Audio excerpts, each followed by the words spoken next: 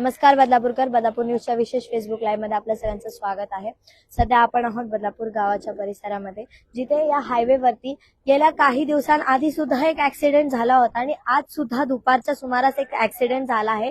त्याच्या घटनास्थळी हे उपस्थित होते, तर आपण ह्यांच्याकडनं जाणून घेऊ की नक्की काय झालं।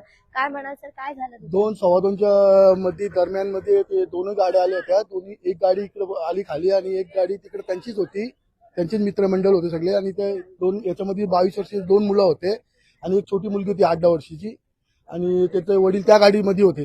त्या गाडीमध्ये वडील होते त्यांचे। तुम्ही यांना दोघं मी पहिले मुलीला काढली बाहेर, यांच्या लेडीज कर दिली ताब्यात।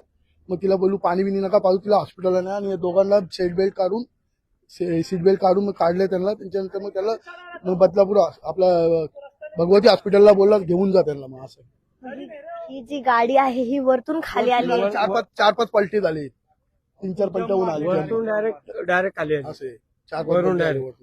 अच्छा, आणि हे नक्की काय करत होते? काय तिथून आले होते, फुल स्पीड मध्ये होती गाड्या, स्पीड मध्ये गाडी आली।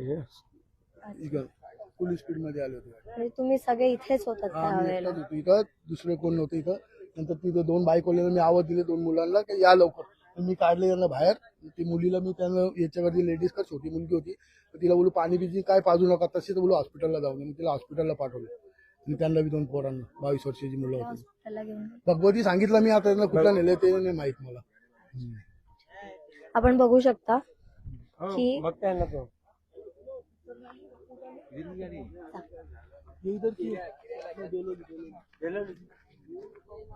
आपण पाहू शकता की गाडीची खूप जास्त परिस्थिती खराब झालेली आहे। इकडच्या रहिवाशांचं असं म्हणणं आहे की गाडी वरतून खाली लोटत आलेली आहे आणि ह्याच्यामध्ये एक 7 ते 8 वर्षाची पोरगी सुद्धा होती।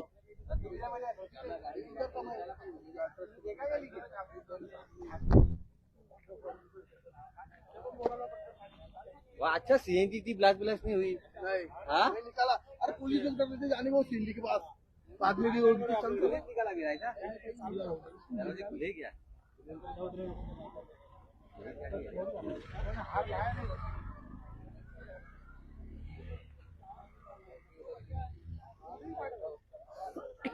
आपण गाडीची परिस्थिती बघू शकता।